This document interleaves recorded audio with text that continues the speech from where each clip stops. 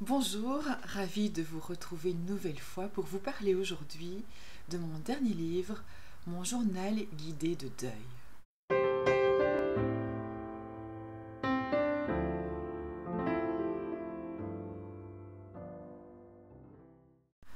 Lorsque le deuil m'a frappé de plein fouet, le papier est devenu un confident de choix, un refuge, un mouchoir, une caresse, un baume posé sur mon cœur. C'est par ces quelques mots que j'introduis cette idée de journal de deuil. En effet, lorsque j'ai moi-même traversé le deuil de mon enfant, l'écriture est devenue mon allié. C'était véritablement consolateur de pouvoir écrire, de pouvoir déposer sur le papier mes sentiments et mes pensées, de pouvoir me livrer complètement sans avoir la crainte d'être jugée. J'ai beaucoup lu, regardé des conférences, je me suis documentée à gauche et à droite, et j'ai vécu un tas d'expériences finalement extrasensorielles que l'on qualifie de paranormales même.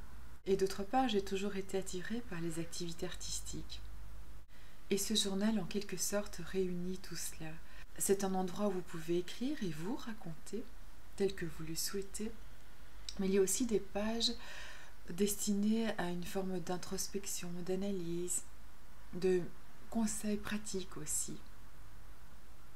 Nous allons pouvoir parler de toutes les émotions que l'on traverse pendant un deuil, voir aussi quelles sont les choses que l'on peut faire pour aller mieux, prendre soin de soi, de son cœur blessé, et remonter doucement, pas après pas, jour après jour, et à votre rythme, ça c'est très important de le souligner, ce cheminement de deuil pour retrouver la paix dans votre cœur. Ce journal, je l'ai écrit avec le cœur, avec bienveillance, et ce que je vous suggère, c'est d'avoir énormément de cette bienveillance vis-à-vis de vous-même. Ne brusquez pas les étapes, prenez le temps nécessaire et faites ce qui vous semble juste pour vous. Je vous mets le lien pour pouvoir trouver ce livre facilement. Donc c'est un journal-livre ou un livre-journal, c'est comme vous préférez. Mais donc votre participation active est tout à fait nécessaire. C'est votre journal guidé de deuil. Je vais vous montrer quelques pages, ça vous donnera une idée de ce que ce guide contient. Pour cela, vous aurez besoin de prévoir un endroit, un moment aussi, un tout petit peu de matériel de base au niveau écriture et artistique. Voilà, ce sera un petit moment à vous et pour votre être cher. Vous allez apprendre à vous souvenir sans souffrir. J'ai aussi mis comme sous-titre à ce journal que c'est une manière de surmonter l'insurmontable. Et je vous assure qu'on peut y arriver.